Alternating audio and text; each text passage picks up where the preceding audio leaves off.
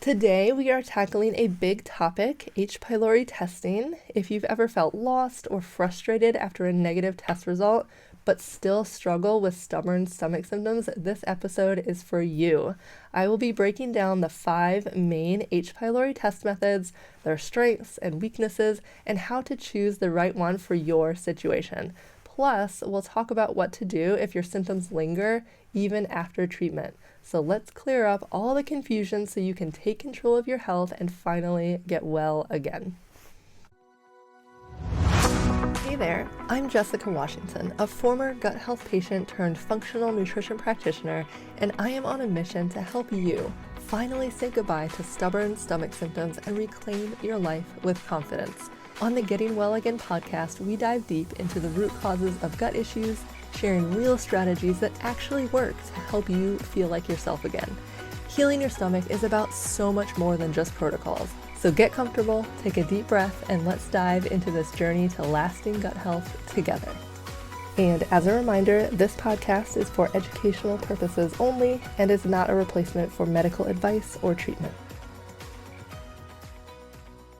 Well, hey, welcome back to the Getting Well Again podcast. Today, I'm super excited because we are talking about all things H. pylori testing, because this is a pretty deep rabbit hole that impacts a lot when it comes to your ability to get well again. If you don't have a solid understanding of H. pylori test methods and are simply relying on your doctor to guide you, you could be missing out on identifying an infection that is there, and that is the ultimate root cause of your symptoms.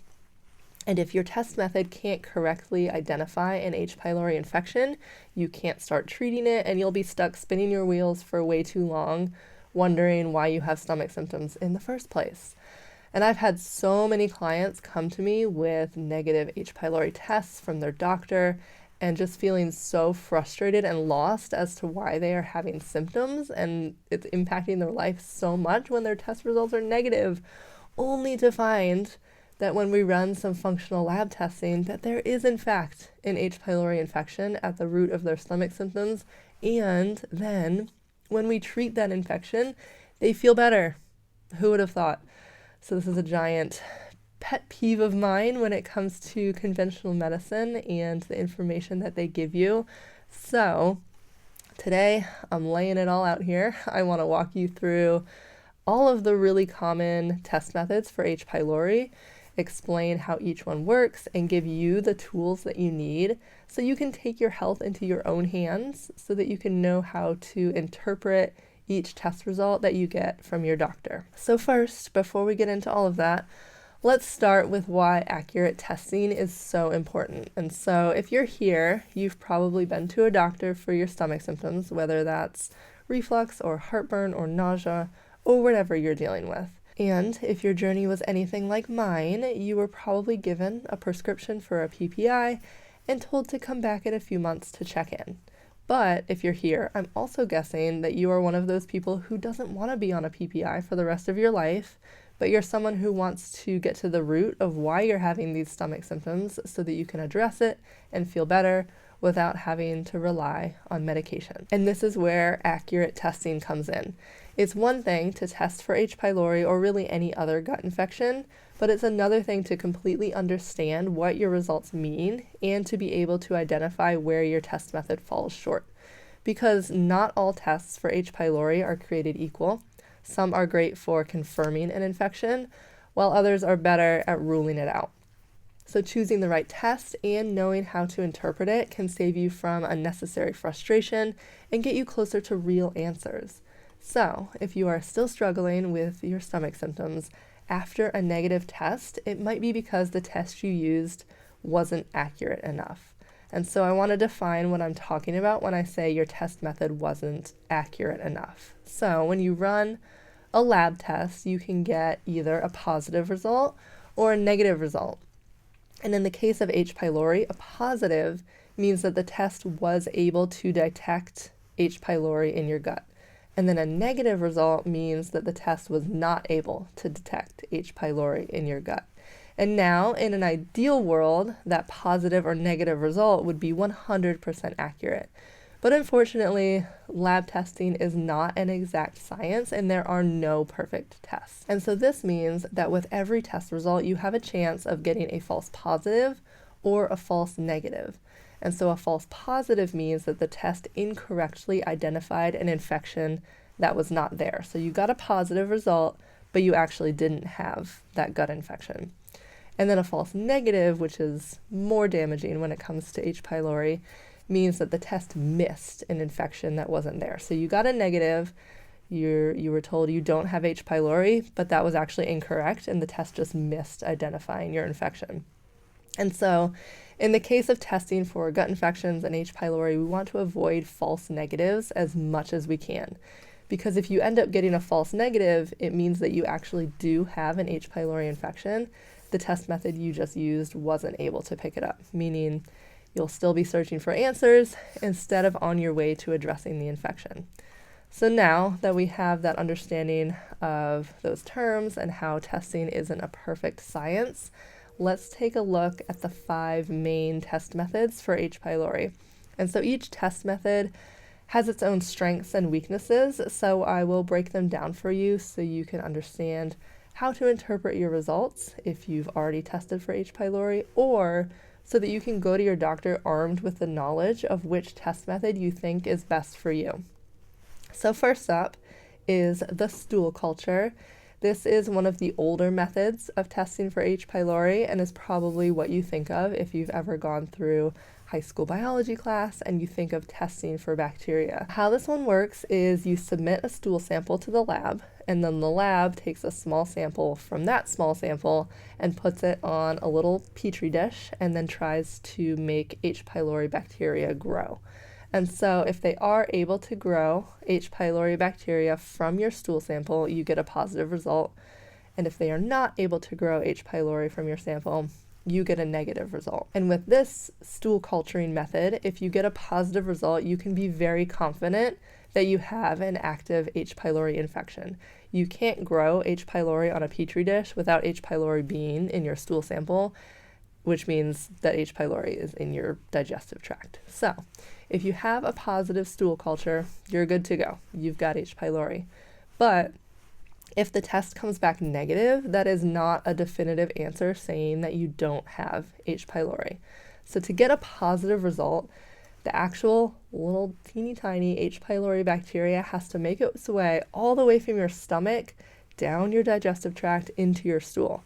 And then the small sample that you collect from your entire stool has to have H. pylori in it. And then the small sample that you collect and send to the lab has to have the H. pylori bacteria in it.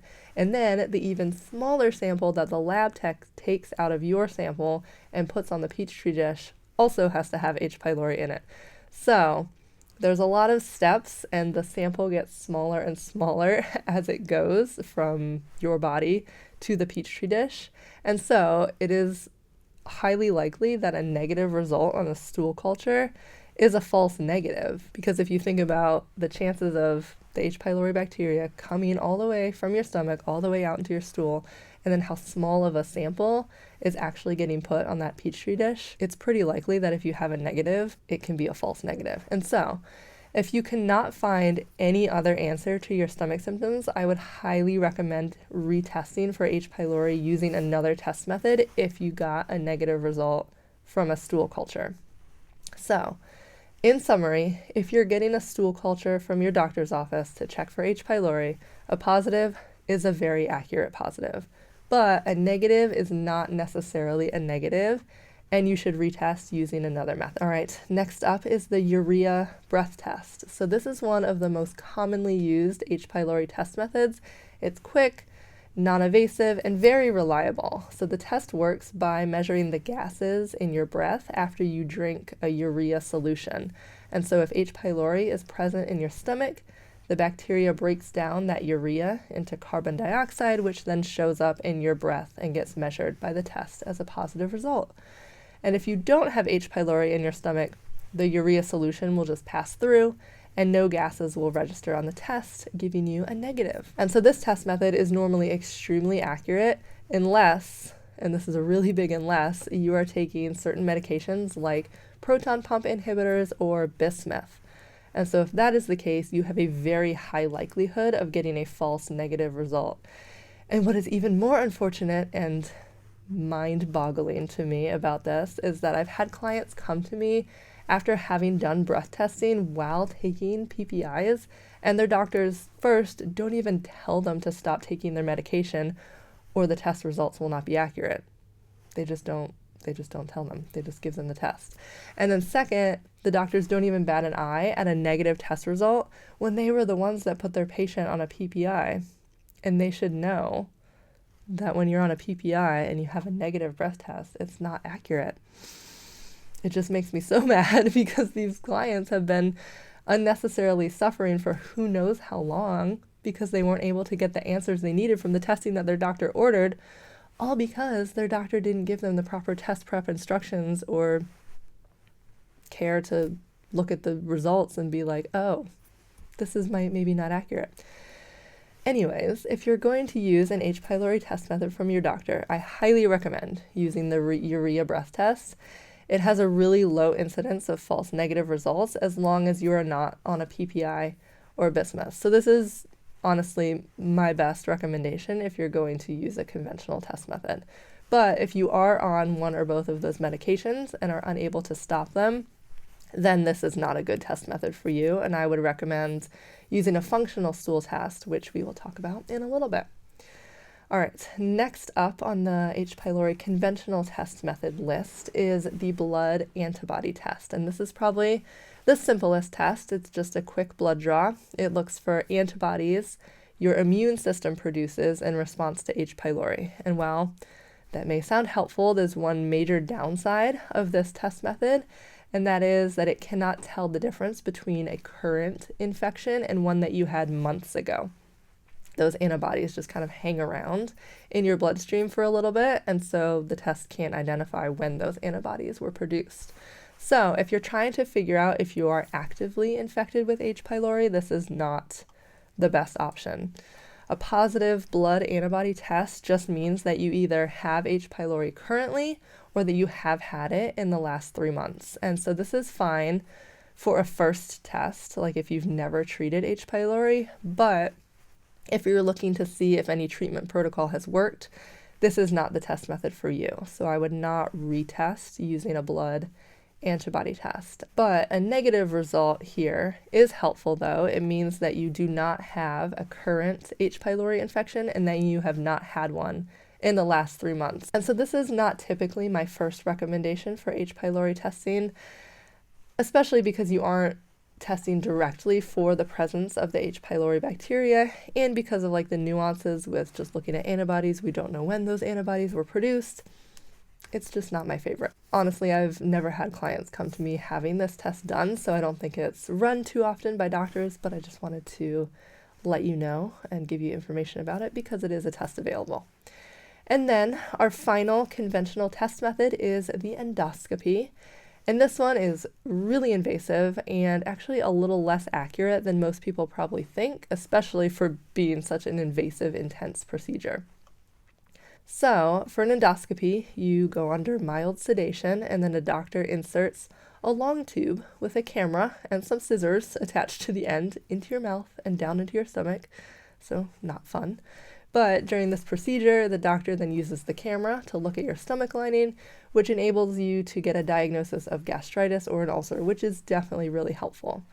And while they're in there with that camera, they also take those scissors and take some samples of sections of your stomach lining so that they can test those samples for the presence of H. pylori. And this test method actually has a similar accuracy as the stool culturing. So if you get a positive result, that means that the sample of your stomach that the doctor took and analyzed had H. pylori in it, which means you definitely have H. pylori.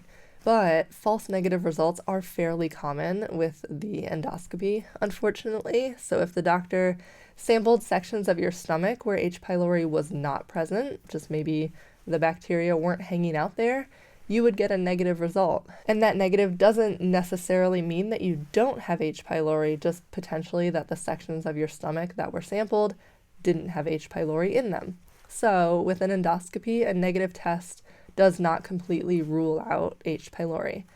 So knowing that there's a high likelihood that you can get a false negative with the endoscopy and the fact that it's a very invasive and expensive procedure, this is also not my first choice of H. pylori test methods. But if you are having intense stomach pain and your doctor wants to check you for gastritis or for ulcers, getting tested for H. pylori while you're already looking for that is never a bad idea.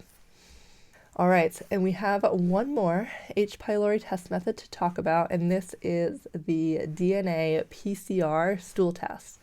And this is a functional stool test that, at least from my knowledge, can only be run through a functional practitioner like myself. I don't believe conventional doctors have access to this test methodology, but I may be wrong. But the DNA PCR testing is very accurate, which makes it my go-to test method. And so how this works is similar to the stool culture. You collect a sample of stool and send it into a lab, but this time, instead of culturing the stool to see if any bacteria grow, the lab extracts the DNA from your stool sample to look for H. pylori DNA. This means that the actual H. pylori bacteria does not need to be present in your stool sample, just its DNA. And if you think about how easy it is for us to leave traces of our DNA around, like whenever you touch something or breathe on something, you're leaving your DNA. So just by existing in your environment, your DNA is everywhere. And it's the same with H. pylori. If the bacteria lives in your gut, the chances are very high that its DNA will be in your stool.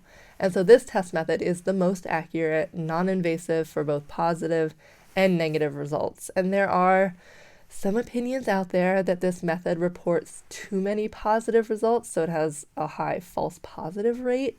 But in my opinion, I would much rather have a false positive and treat something that isn't there than a false negative and not treat something that is there and is causing symptoms. And so you end up chasing these symptoms around and getting so frustrated because you don't have any answers, especially if you're treating things with antimicrobial herbs like I do. They're not harsh and damaging, and so treating something that may or may not be there is, in my opinion, a much better route to take than not treating something that is there. And so if you've tested negative with other test methods but still have symptoms, the PCR stool test is a great option to double check. And this is the test method that I use with all of my clients, which enables me to address any gut infections effectively, not just H. pylori. And so it's a really important tool in my toolkit and enables me to do my job well and help people feel better. So that is it. We did it. We just went over the 5 different H. pylori test methods. So let's summarize real quick so that you can figure out which test method is right for you. So if you have never been tested for H. pylori before and want to figure out if your stomach symptoms could be caused by H. pylori, I would recommend just heading to your doctor and asking for a urea breath test. This is the most accurate of all conventional test methods for both positive and negative results as long as you are not on a PPI or bismuth. But if you are already taking medication to help with your symptoms, even if it's the over-the-counter PPIs, the breath test will not be accurate for you. So the next best method, if you want to stick with the conventional route, would be a stool test. I have to pick that over the endoscopy just because I hate to have you go through that intense procedure only to get a negative result and really have nothing to show for all of that. And then if you do a stool culture and it comes back positive, great, you definitely have H. pylori.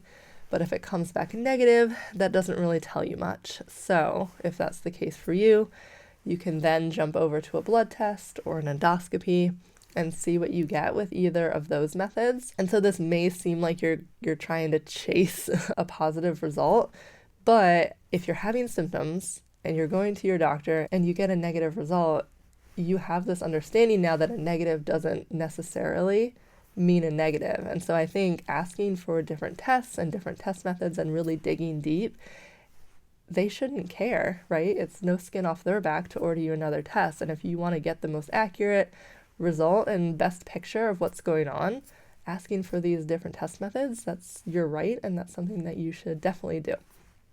So that's kind of the route I would take with all of the conventional testing, depending on what medications you're on and if you're positive or negative. But of course, my first choice is my go-to is always going to be the functional stool testing using the DNA PCR technology. And so in my practice, I use the GI-map, and I get so much information about your entire microbiome, H. pylori, but also so much more. We can look at intestinal health, how well you're digesting, if you have any inflammation, so many other things that can not only help you address your gut infections, but help to increase the vitality and the function of your gut so that you can kind of get out of this vicious cycle of gut infections and feeling awful and just start getting on the path to full healing. So that's why I'm always a fan of the GI map, but I understand that it's not always a good first option for people. It is an investment, but I think it's well worth what you pay for it, for all of the information that you get if you are working with someone who knows what to do with it. But I also know that functional testing with a GI map is not always feasible right out of the gate, and I don't think you necessarily need it immediately. And so that's why I think it's okay to start with the conventional test methods if you're already at your doctor asking questions, as long as you are armed with the pros and cons of each, because they are not perfect. And if you get a negative, you need to know, is that a real negative or can it be a false negative? And so that is kind of my thought process that I would take if you are new to stomach symptoms, if you've never been treated for H. pylori and you just want to figure out what in the world is going on, why am I having these symptoms, is it caused by H. pylori? I would follow that test sequence.